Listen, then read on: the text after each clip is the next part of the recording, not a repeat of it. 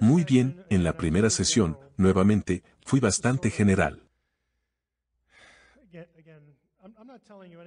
No les estoy diciendo nada que no me haya dicho a mí mismo en cuanto a tratar con la gente y pensar en qué es lo que dicen y por qué lo dicen.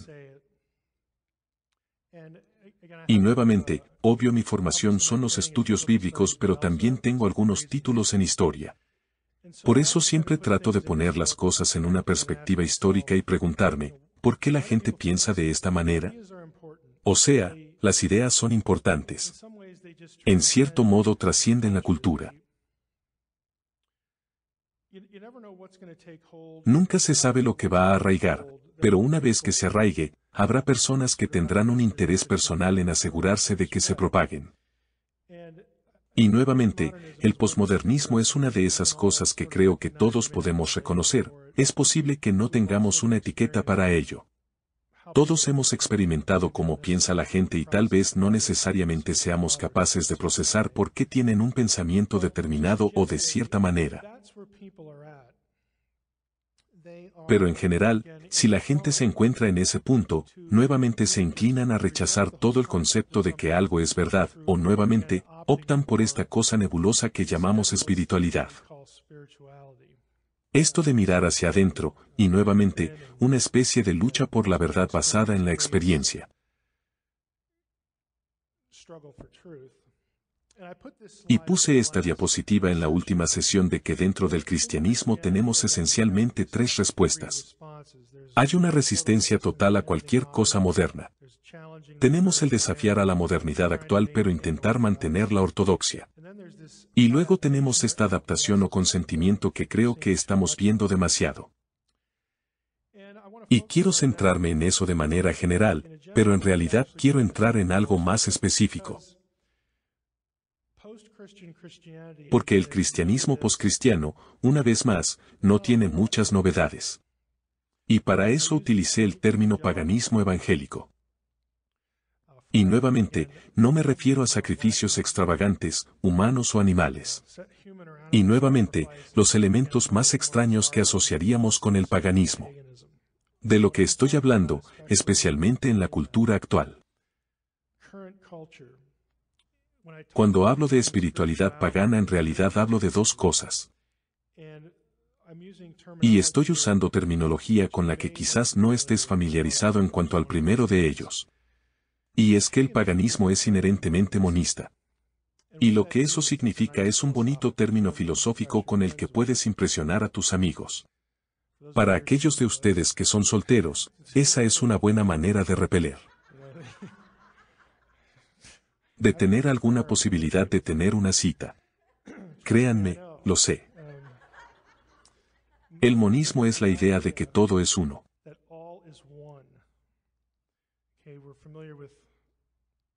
Estamos familiarizados con el monopolio y palabras así.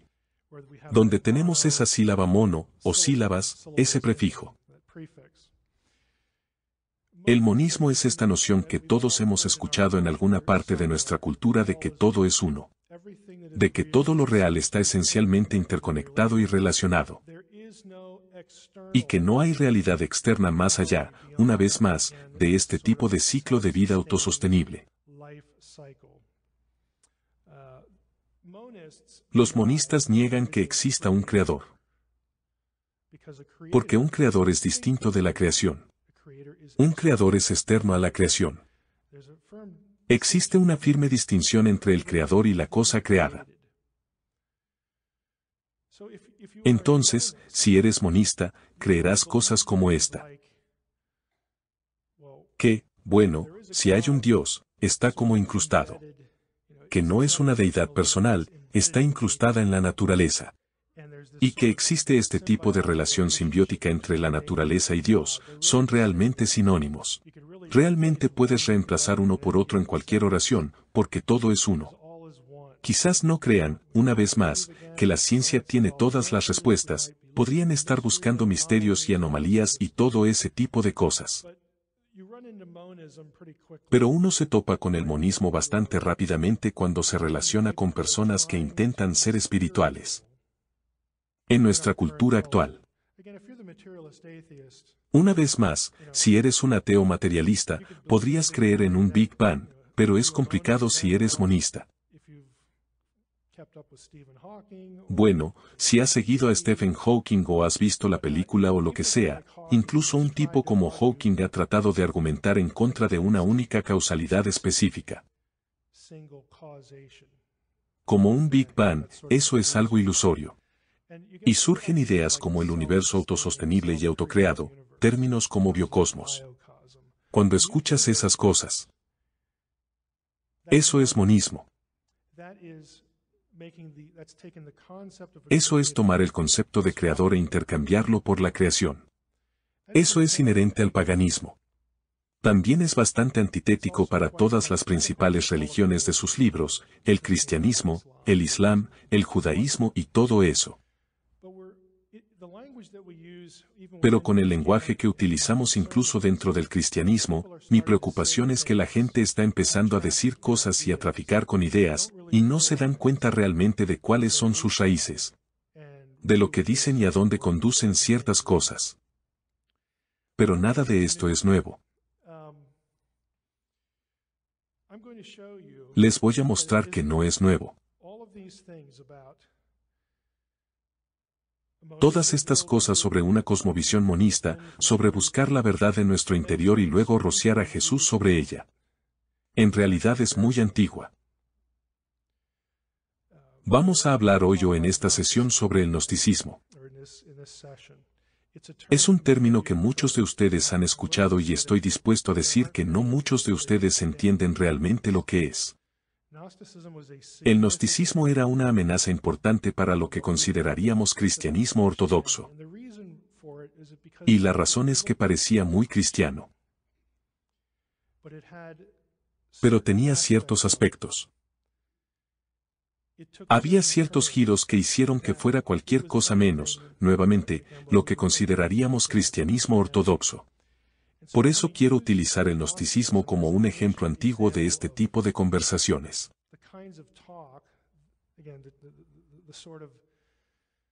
Nuevamente, el tipo de espiritualidad que escuchamos en nuestro mundo e incluso en nuestras iglesias hoy. Y nuevamente, solo porque suene como Jesús, suene cristiano, en realidad no significa que lo sea. Es necesario investigar un poco las cosas para saber el razonamiento detrás de esto. Entonces, habiendo dicho eso, nuevamente, si miramos nuestro sistema actual, nuestra forma actual de pensar, y miramos el gnosticismo, encontraremos que el gnosticismo sería realmente familiar, quizás no familiar, sino amigable. Se podría utilizar la palabra familiar en algún sentido, pero amigable con estas ideas actuales del posmodernismo, la falta de certeza. Ya sabes, no apelar a la autoridad, no apelar a un libro en busca de la verdad. La noción de que, ya sabes, sí, hay algo más allá de este mundo material, y eso es lo realmente importante. Que hay algo ahí fuera que debemos aceptar y de lo que todos somos parte. Es parte de nosotros, somos parte de ello. Que necesitamos ser despertados e iluminados sobre esta relación que tenemos con el cosmos, todos estos diferentes tipos de ideas de las que escuchamos. Y la razón por la que me estoy centrando un poco en el gnosticismo es porque el gnosticismo es realmente lo que alimenta mucha ciencia ficción hoy en día. Mucho de lo que ves en la televisión, mucho de lo que ves en las películas, cómics, ese tipo de cosas. Y quiero en las próximas 2 sesiones explicar lo que es, y luego ver dónde aparece. Y la idea aquí no es que, bueno, deberíamos salir y evitar a la gente, deberíamos tirar la televisión y nunca más ver al Capitán América o lo que sea. Ese no es el punto. El punto es que necesitas saber lo que estás viendo y necesitas poder analizarlo. Ser capaz de analizar lo que cualquier medio intenta hacerte, ya sabes, lo que intenta transmitir. Y ya sabes, enseñar a la gente, enseñarle a la gente lo que están viendo. Para que puedan apreciarlo por lo que es, pero también ser conscientes de las cosas que dice que realmente no quieres. Entonces, miremos el gnosticismo. Por cierto, esta es la de Blake.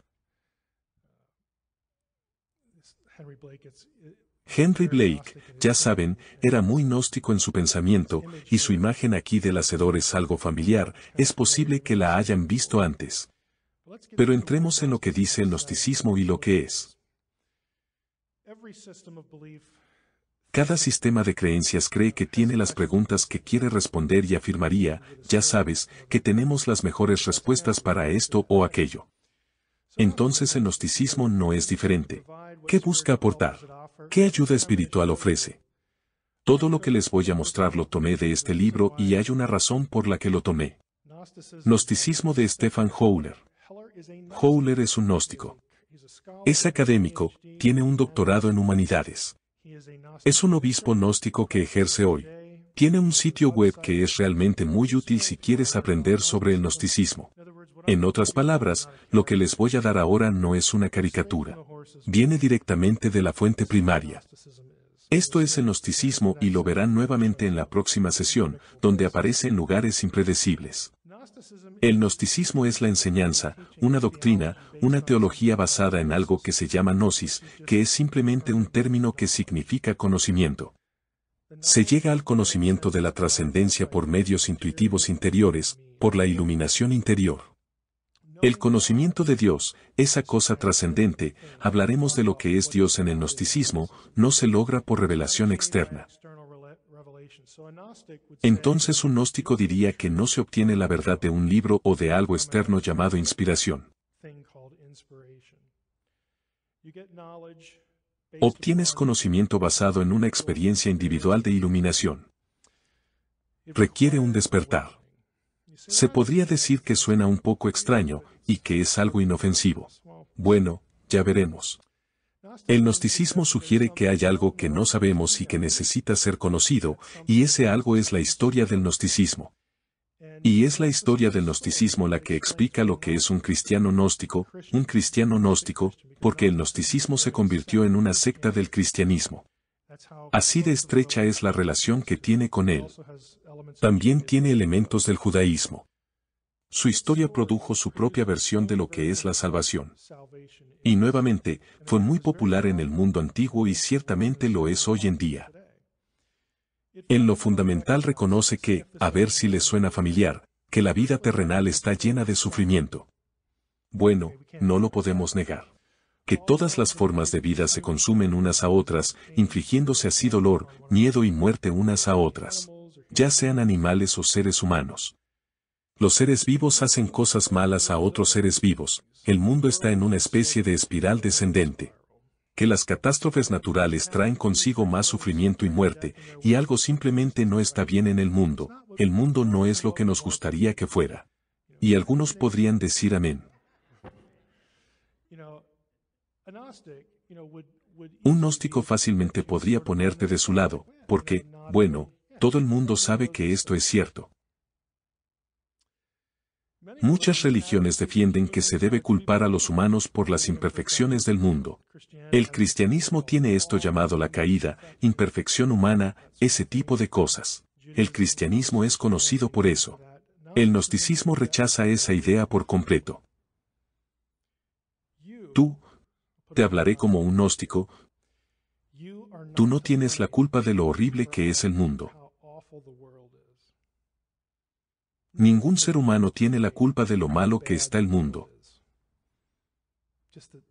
Que la terrible y aparentemente interminable espiral de destrucción, dolor y sufrimiento, todos sabemos que es real. Pero que esos otros cristianos y los judíos quieren que tú creas esto. Que las circunstancias en las que nos encontramos se deben realmente a nuestros propios fracasos. Ese no es el caso. Lo que, por supuesto, debería plantearles la pregunta de qué, entonces, ¿cuál es? El gnosticismo sostiene que la culpa de los fallos del mundo no recae en los humanos, sino en el Creador. Así es el mundo porque así es como está hecho el mundo. Dado que, especialmente en las religiones monoteístas, el Creador es Dios, la posición gnóstica parece mala, blasfema. Pero hay que darse cuenta de lo que quieren decir los gnósticos cuando hablan de Dios. el Dios de la Biblia. Y una frase como el Dios verdadero. Aquí está la historia gnóstica. Hubo un comienzo último de todo cuando no había nada más que el Dios verdadero. ¿No suena eso a lo que creemos? Hubo un tiempo en el que no había nada más que Dios. El gnóstico dice, bueno, ese es un buen punto de partida, y llamaremos a ese ser que existió antes de que existiera cualquier otra cosa, el Dios verdadero, una especie de Dios supremo. Un ser preexistente, sin causa, perfecto, algo así como simplemente luz. Solo energía, luz, ese tipo de cosas. Pregúntate cuántos cristianos que conoces en tu iglesia creerían algo de esto a medida que avanzamos. Ahora bien, el Dios verdadero en el pensamiento gnóstico tenía aspectos tanto masculinos como femeninos. Y ahora quizás estés pensando que suena loco e increíble.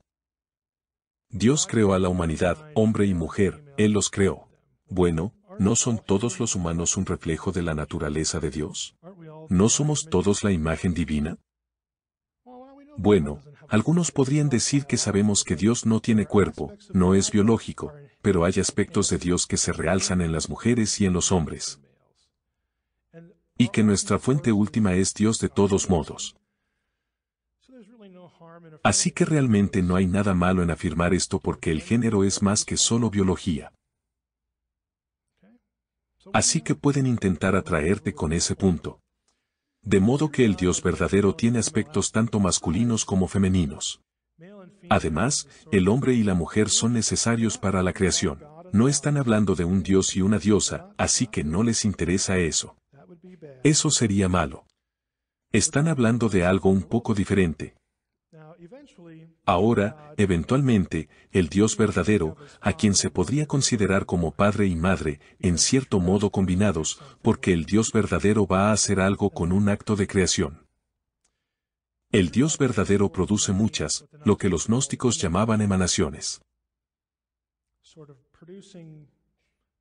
Como producir partes o pedazos de sí mismo. Produciendo vida en el cosmos, pero estas aún no son seres humanos. Son otra cosa. Pero hay emanaciones. Y los he coloreado de azul y blanco. Porque se habla de ellos en términos de género. También hay otro nombre que se les da en la literatura gnóstica, y es aeones. Estos son seres divinos. Estos son, me atrevo a decir, los hijos e hijas de Dios. La familia divina no humana de Dios. Verás, los gnósticos hablan del mismo tipo de cosas. Nuevamente, porque están familiarizados con las escrituras. Pero no van a asignar certeza a las afirmaciones de verdad en esto que llamamos la Biblia. Pero aún así, los conceptos siguen ahí. Entonces estos otros seres divinos son una especie de parte del Dios verdadero, y Dios los pone ahí afuera. El Dios verdadero los pone ahí fuera. Algunos tienen a Dios explotándose a sí mismo, y luego las piezas se convierten en eones, y otros dicen, bueno, los aeones fueron producidos, y el Dios verdadero todavía está ahí de alguna manera. O al menos parte de él, etc. Hay una pequeña diferencia. Cuando los eones se reúnen colectivamente, usando ese lenguaje por necesidad. Si volviéramos a juntar todos los eones, serían lo que se llama en el gnosticismo, el pleroma. La plenitud. Bueno, eso tiene sentido, porque si todos provienen del Dios verdadero, cuando los vuelves a juntar, serían la plenitud del Dios verdadero. ¿No habla Pablo de la plenitud de Dios y todo ese tipo de cosas? Por supuesto que sí. Ahora les daremos un poco de personalidad, masculina y femenina. Tenemos los eones y su reino es distinto del nuestro. El universo creado y el mundo material, tal como lo conocemos, no existe en este momento. Entonces, lo que el Dios verdadero está haciendo es crear empleados, crear un hogar, crear una familia, nuevamente, recuerda la idea de hijos e hijas de Dios. Y los eones simplemente están vagando por el universo haciendo lo que el Dios verdadero quiso que hicieran y actuando en su nombre. Pero el universo tal como lo conocemos aún no existe, llega más tarde. El cielo y la tierra, el mundo material que experimentamos, aún no existe. Ahora, uno de estos eones en la historia gnóstica, un eón femenino, su nombre era Sofía. Y Sofía aparece en la literatura gnóstica, a menudo interpretada como una pelirroja. Así que elegí a la pelirroja, además me gusta el pelo rojo. Entonces Sofía dice esto. Sabes, quiero ser como el Dios verdadero. Él es un creador. Yo también quiero crear cosas. Y mientras que el Dios verdadero tenía este aspecto masculino y femenino que permitió la creación, Sofía es solo una mujer y no tiene una contraparte. Y por eso el resto de los eones dicen que esta es una idea tonta. Que ella no debería hacerlo. Que debería obtener permiso. Y ella dice, bueno, esto es algo bueno, solo quiero ser como él, así que también quiero crear algo. Déjenme en paz. Hay un poco de rebelión. Entonces Sofía decide que va a crear un ser.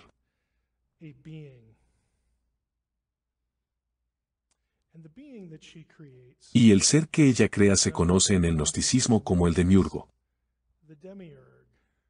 ¿Alguien sabe qué significa demiurgo? Significa el hacedor. El creador. El que moldea. Entonces ella crea al demiurgo, al hacedor.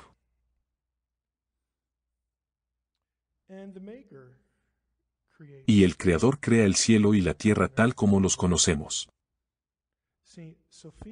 Verás, la creación de Sofía es el Dios de la Biblia. Él es el hacedor. Ahora, desafortunadamente, porque Sofía no consultó con el jefe. Y como ella decidió hacer esto, las cosas no salen muy bien. El demiurgo es un poco loco. Como un sociópata, psicópata. No es un buen tipo. Verás, en el sistema gnóstico la tierra es como es porque el demiurgo la hizo así. Existe el mal porque es solo un subproducto de lo que él es. Por eso están sufriendo.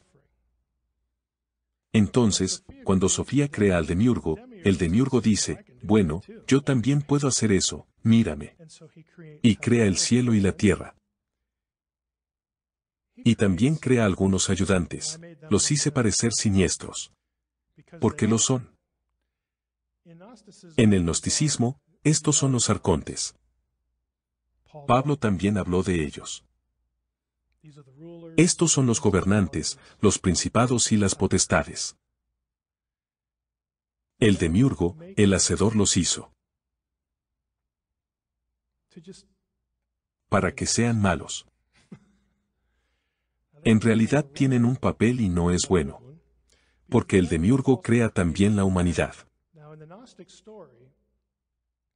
Ahora bien, en la historia gnóstica, los seres humanos son creados para ser esencialmente esclavos.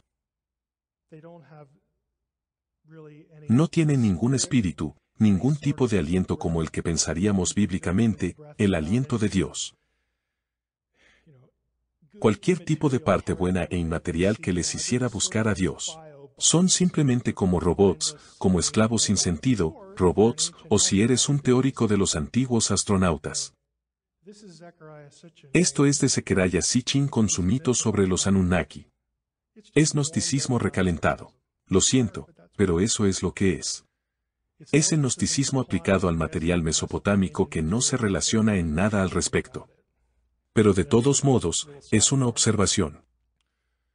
Entonces, Sofía mira esto y piensa para sí misma que esto no es lo que pretendía. Que es horrible. Se compadece de los humanos. Ella simplemente ve la vida miserable. Básicamente son esclavos brutos al servicio de esta cosa horrible que hice. Tengo que hacer algo. Esto simplemente no está bien. Y entonces lo que hace Sofía, y por cierto, Sofía significa sabiduría. De nuevo, racional, conocimiento, intelecto, ese tipo de cosas. Más particularmente la sabiduría. Sofía dice, necesito poner un poco de mí porque soy un eón. Soy buena, pero sé que hice lo malo al rebelarme. Al crear lo que no debería haber hecho, y lo siento. Pero lo que yo soy, el Dios verdadero es, y eso es bueno. Así que tomaré algo de lo que hay en mí, y se lo introduciré a los humanos. Hay una pequeña chispa de divinidad en cada ser humano. De aquí surge esa idea. Voy a poner un poco de mí ahí, porque eso les dará una mente. Para que algún día, con esperanza, se despierten y comprendan quiénes son. Y llegaremos a quiénes son, más específicamente en un momento. Entonces Sofía intenta hacer lo bueno y de ahí surge la condición humana. Ahora bien, lo que vimos parece un poco dualista porque el Creador es quien crea el cielo y la tierra, pero debes darte cuenta de que eso es solo una parte y un subproducto de algo que fue hecho de la esencia del Dios verdadero. Entonces el gnosticismo en realidad no es dualista. En realidad, es monista porque había muchos gnósticos que enseñaban que el mundo, y tal vez así es como la persona promedio en la iglesia piensa sobre el gnosticismo cuando surge en un sermón, de que tenían una visión muy baja del mundo material, y no la tendrías tú si el demiurgo lo hubiera creado. O sea, ¿quién va a decir que hizo un buen trabajo? Así que tenían una visión muy baja de lo material, incluyendo sus propios cuerpos, y por eso algunos de ellos practicaban el ascetismo y cosas así. Pero los gnósticos realmente enseñaron que el mundo material en el que creen vivir es en realidad una ilusión. Es un disfraz. Es algo que te ciega a quien eres. Déjame decirte qué haces aquí. Viniste por algo que sabes. No puedes explicarlo, pero lo sientes. Lo has sentido toda la vida. Que hay algo mal en el mundo. No sabes lo que es, pero ahí está, como una astilla en tu mente, volviéndote loco. Y eso que percibes te ha traído a mí. ¿Sabes de lo que estoy hablando? ¿De Matrix? ¿Te gustaría saber qué es lo que es eso? Matrix está donde quiera, a nuestro alrededor. Aún ahora está en esta habitación. Puedes verla asomándote a la ventana o encendiendo el televisor. Y la percibes al ir a trabajar, al ir a la iglesia, al pagar impuestos. Es el mundo que han puesto ante tus ojos para que no veas la verdad. ¿Qué verdad?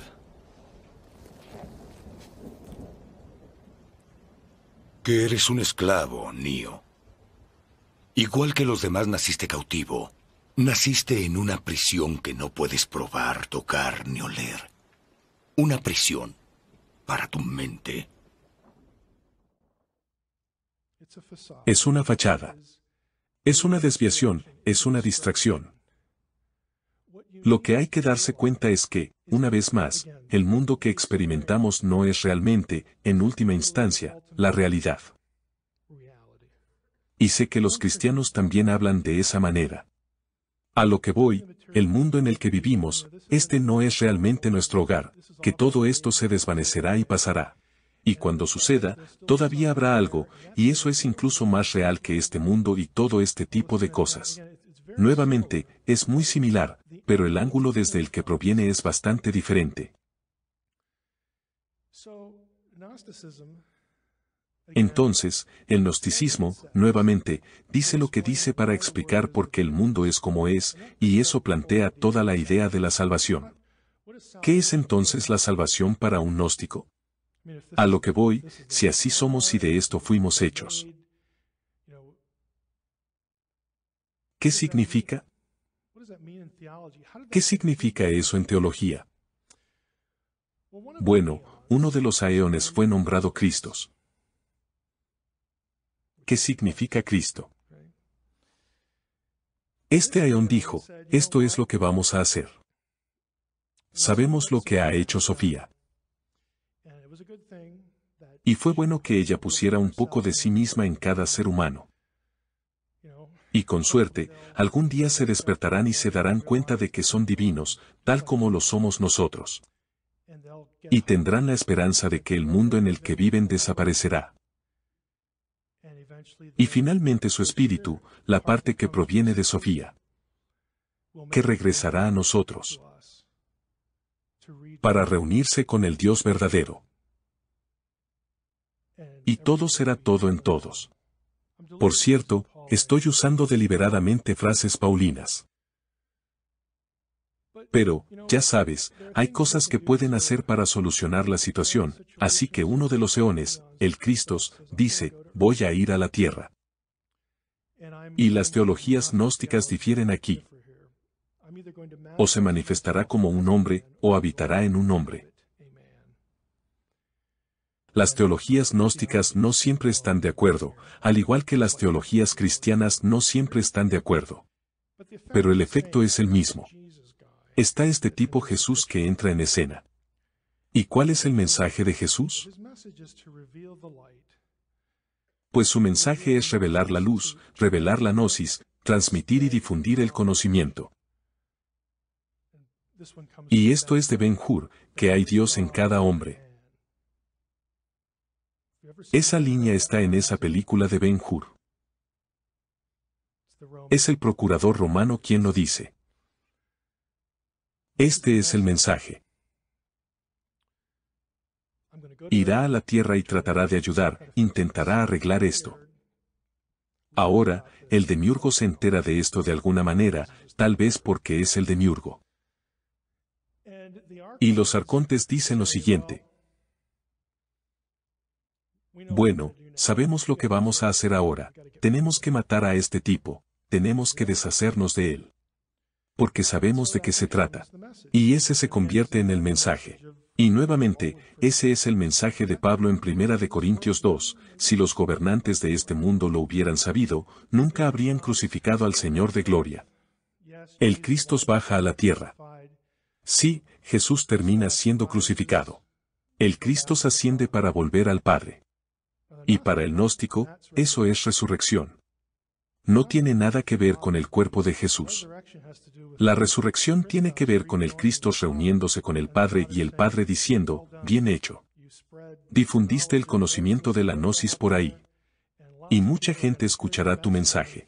Y de hecho, la gente que lo creyó lo va a difundir. Y la gente se dará cuenta de que Dios está en cada hombre, se darán cuenta de que este mundo no es el fin. Se darán cuenta de quiénes son, de que dentro de cada persona hay una chispa de divinidad. Que somos por naturaleza divinos. Este es el mensaje de la gnosis, pero hay que despertar a eso, y Jesús fue parte de eso. Y esto se filtra un poco en Génesis. Quizás estés pensando en ello. Creemos a la humanidad a nuestra imagen. En la historia gnóstica, esto es como lo de los antiguos astronautas. Los arcontes estaban observando al demiurgo crear a la humanidad. No solo reciben ayuda para hacer cosas en la tierra, sino que también trabajan para ellos, son sus esclavos. Y piensan que es genial. Por eso está el plural allí, y en Génesis 3 está el papel de la serpiente. Esta es probablemente la mayor diferencia. No es la más importante, pero quizás hayas oído hablar de la diferencia entre el gnosticismo y el cristianismo ortodoxo. ¿Cuál es el papel de la serpiente? La serpiente le dijo a la mujer, sabes, cuando comas de ese árbol, no vas a morir. Seguramente no morirás. Pues Dios lo sabe, el Hacedor. El Creador lo sabe. Que cuando comas de él, se te abrirán los ojos. Y serás como Dios. Serás como un Dios, un Elohim, sabiendo el bien y el mal. En otras palabras, obtendrás gnosis. Que por eso no quiere que comas del árbol. Porque aprenderás quién eres en realidad. Aprenderás. Aprenderás no solo lo que estás haciendo aquí, sino también toda la historia de cómo llegó aquí el Creador. Aprenderás quién es el Creador y el hecho de que existe otro eón ahí fuera, Sofía, que te hizo parte de lo que eres, y que existe este Dios verdadero ahí fuera, y tu destino es estar con Él. Vas a saber estas cosas, serás iluminada. En el gnosticismo, la serpiente es el héroe de la historia porque intenta iluminar a los humanos. Intenta decirle a Eva que es por eso que Dios no quiere que coma. Él no quiere que lo sepas. Hay cosas que Dios simplemente no quiere que sepas. Y solo pensó, ya sabes, se arriesgará, pero se lo dirá a Eva. Él es el héroe. Entonces, en términos de resumen de lo que creen los gnósticos, el Dios verdadero y el Creador divino del mundo son seres diferentes. Son diferentes. El mal y el sufrimiento son culpa del Creador, el demiurgo. La humanidad fue creada pero tiene una chispa del Dios verdadero en cada ser humano a través de Sofía. Por lo tanto, la salvación para los humanos no es la liberación del pecado. Cuando Eva come y luego Adán come, están haciendo algo bueno. Escuchan a la serpiente y se iluminan. Y los gnósticos dirían que no murieron. Entonces, ¿quién tenía razón en la historia? Parece que la serpiente tenía razón, ¿verdad? ¿Por qué no caen muertos, o sí?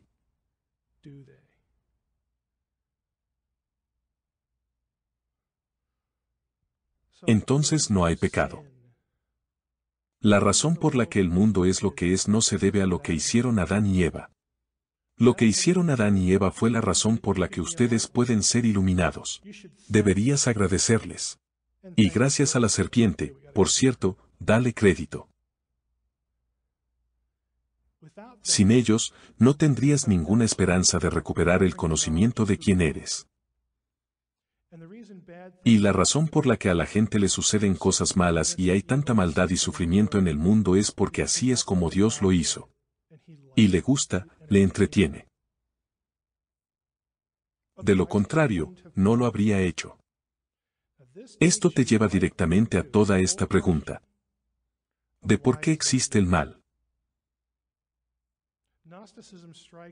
El gnosticismo golpea al corazón en términos de la teología bíblica de por qué existe el mal.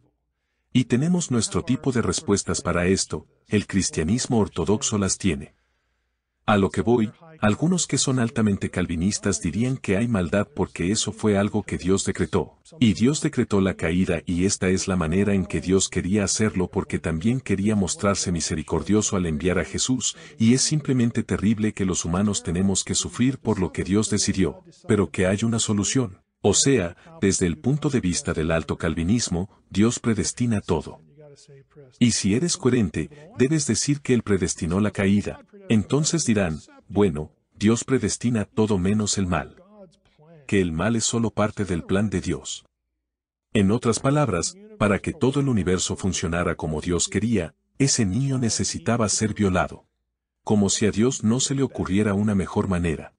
¿Qué tenía que incluir eso? ¿Qué tiene que incluir los tsunamis, sea cual sea la tragedia? En realidad, eso es lo que sugiere ese punto de vista, aunque las personas que lo expresan no quieren decirlo. Pero implica que esto es lo mejor que Dios pudo imaginar. La mejor manera de vivir la vida y eso incluye toda esta basura. Eso es lo mejor que Dios pudo hacer. Él no lo causa, pero lo necesita para que las cosas salgan bien. Ahora, si estás en cualquiera de esas dos vistas, entonces estás en problemas con un gnóstico. O sea, seamos francos al respecto. Porque lo que van a decir suena mucho más razonable. Porque lo que van a decir es esto: que no te gusta su sistema porque dice que el creador es malo. Bueno, adivinen qué. Él dirá que tu creador también es malvado, simplemente no lo has admitido aún. Simplemente no lo has reconocido. Haz lo correcto y acéptalo. Y luego podremos hablar. Yo no creo en ninguna de esas cosas. Aquellos de ustedes que me conocen saben que no estoy en ninguno de esos campos. Pero en este punto, el gnosticismo apunta a la yugular. Toda la cuestión de la teodicea es realmente crucial. Especialmente cuando se habla con un gnóstico o alguien que está realmente inmerso en ello y conoce los sistemas y realmente conoce bastante bien la teología. Ese será uno de esos. Tienes que lidiar con eso antes de lidiar con casi todo lo demás. Entonces la humanidad, su problema no es el pecado. El problema es que están cegados y es necesario despertarlos. Necesitan ser despertados a su destino, regresar a la verdadera fuente. Aquí vamos a sonar como Walter Mercado. Que la verdadera fuente de la conciencia humana. Que necesitamos viajar de regreso al cosmos, que necesitamos encontrarnos con nuestro Creador. Que todos podemos ser uno porque todos somos uno, todo es uno, todos se unirán al Dios verdadero, no hay infierno, no hay pecado. A lo que voy, esto es lo que escuchas en cualquier canal el domingo por la mañana o cualquier otro día. Esta es la teología de nuestro tiempo. Y cuando rocías a Jesús encima, vaya que quieren creerlo. Que quieren ser honestos sobre por qué existe el mal, y quieren saber que cuando mueran, puede que no sea solo todo este asunto de la iglesia, eclesialidad, sino que habrá una vida después de la muerte y se unirán al Dios verdadero. Después de todo, tuvieron esta experiencia cercana a la muerte y todo ese tipo de cosas, y vieron la luz. Y no estoy menospreciando todas las experiencias cercanas a la muerte. Pero mucho de lo que se transmite en ese sentido está sacado del gnosticismo. ¿Y sabes qué? Ayuda a la gente. Los hace sentir mejor y eso es lo que la gente busca. Y están observando tu explicación del mal. Y si el gnóstico estuviera en la sala diría que realmente decimos lo mismo, pero que no hemos admitido la maldad de Dios. Y él ya lo admitió, como si fuera a ser más honesto contigo. Pero él sí cree que hay un Cristo y cree que vino a la tierra. Y él sí cree que regresó al Padre. Como si fuera a darte una mejor explicación. Por eso era una amenaza tan grande. Atacó ciertos puntos del cristianismo en los que era más vulnerable, al menos en la forma en que se articulaban las cosas. En términos de la transición a la segunda parte, todo esto es una narrativa que ha sido refiltrada y empaquetada para ti y para mí. A través de los medios modernos, a través de la ciencia ficción. El espacio es ahora el nuevo cielo. Piénsalo.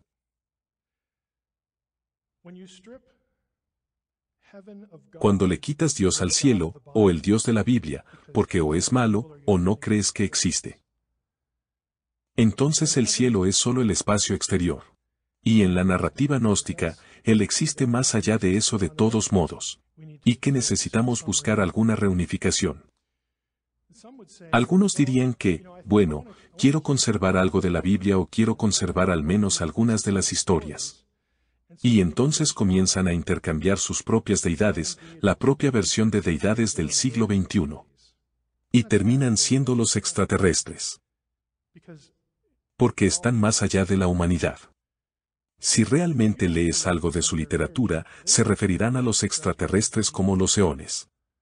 A lo que voy, esto es gnosticismo recalentado. El libro de Urantia no es más que gnosticismo y teosofía recalentados. Una vez más, es una narrativa popular. Que sepamos de dónde venimos, que sepamos a dónde se supone que debemos ir, que sepamos que somos realmente divinos, que podemos trascender esta vida y nuestra propia humanidad. que obtendremos todas esas respuestas. Si hacemos contacto, que obtendremos todas las respuestas. No solo nos ayudarán con nuestros problemas aquí, sino que aclararán el calentamiento global y todo ese tipo de cosas. Pero que obtendremos nuestras respuestas definitivas. Sabremos la verdad que está ahí fuera. A lo que voy, esta es una sustitución fácil para una audiencia del siglo XXI que de todos modos se tambalea en el rechazo de todos estos viejos credos religiosos. Entonces es la solución del dilema humano. Una vez más, verás a menudo en la ciencia ficción cómo los extraterrestres quieren devolvernos el Edén, salvar nuestro planeta, salvarnos. Y agregarán pensamientos como si estuvieran participando de lo que somos. Y nuevamente, encaja muy bien con la narrativa gnóstica. Y por cierto, nuestro destino es llegar a ser como ellos. Que supuestamente ellos son ejemplos vivos de lo que puedes ser y de lo que estás destinado a ser.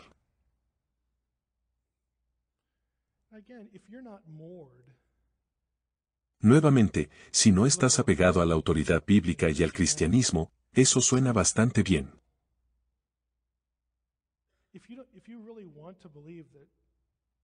Si realmente quieres creer que no es solo materialismo ateo, que hay algo más allá de eso. Esto es genial. Es atractivo.